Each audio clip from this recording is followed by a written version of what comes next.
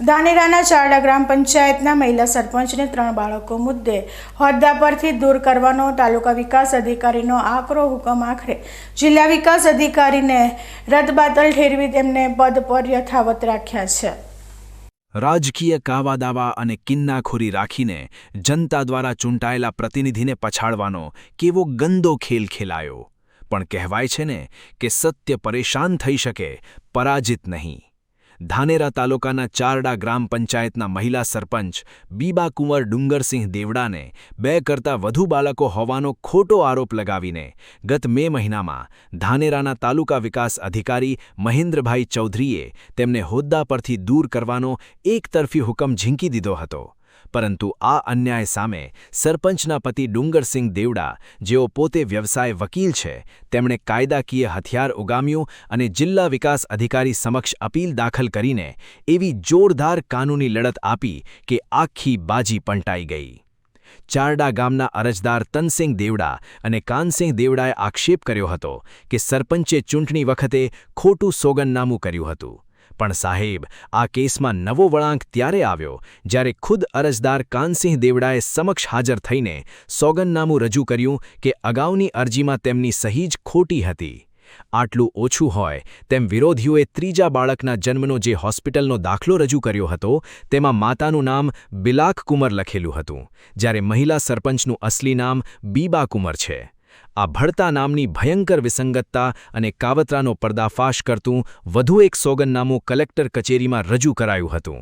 સાહેબે તમામ સાક્ષીઓ, સજ્જડ પુરાવા અને સોગંદનામાની ઝીણવટભરી ચકાસણી કરીને ધાનેરાના તાલુકા વિકાસ અધિકારીના એ હુકમના લીરે લીરા ઉડાડી દીધા અને તેને રદબાતલ જાહેર કરી મહિલા સરપંચનું પદ એકદમ સુરક્ષિત રાખ્યું છે, જેને પગલે ચારડા ગામની વિરોધી છાવણીમાં સન્નાટો વ્યાપી ગયો છે। મારા પત્ની ચારડા ગ્રામ પંચાયતના સરપંચ તરીકે છે અને તેમને ધાનેરા તાલુકા વિકાસ અધિકારી દ્વારા ગત માસના રોજ ફરજ મુક્ત કરાયા હતા।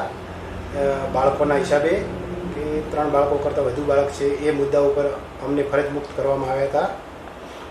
તેથી નારાજ થઈ મેં જિલ્લા વિકાસ અધિકારી સાહેબમાં અપીલ કરી અને અમારે 4થું બાળક હતું નહીં તે બાબતે તમામ આધાર પુરાવા, સોગંદનામા તથા હોસ્પિટલના દાખલા સાથે તમામ અમે સ્થાનિક કાગળો સાથે મજબૂત અરજી કરી અને અમારા એડવોકેટ મારફત ધારદાર રજૂઆતો કરી અને અમે સાહેબ આગળ અમારો આખો કેસ ચલાવ્યો અને જિલ્લા વિકાસ અધિકારી સાહેબે અમને સાચો ન્યાય આપી અને નીચેના તાલુકા વિકાસ અધિકારી સાહેબનો ઓર્ડર રદ કરી અમને સરપંચ તરીકે મારા પત્ની બીબા કુંવરને સરપંચ તરીકે ચાલુ રાખવા બદલ સરકારનો અને સાહેબશ્રીનો ખૂબ ખૂબ આભાર।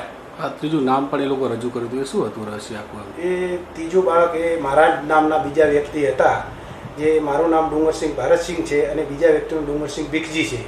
તો એ વ્યક્તિના અને મારા મિસિસનું નામ મળતું જોડતું આવતું હોય એ નામનો દુરુપયોગ કરી અને એ નામનો દુરુપયોગ કરી આ લોકોએ ખોટી અરજી કરી અને એ ખોટી અરજી અને એ સાહેબે સાંભળી અને ખરેખર ખોટી હતી એ રિજેક્ટ કરી અને અમને ન્યાય મળ્યો છે, જેમાં સાહેબનો, સરકારનો અને પાર્ટીના તમામ આગેવાનોનો ખૂબ ખૂબ આભાર માનું છું।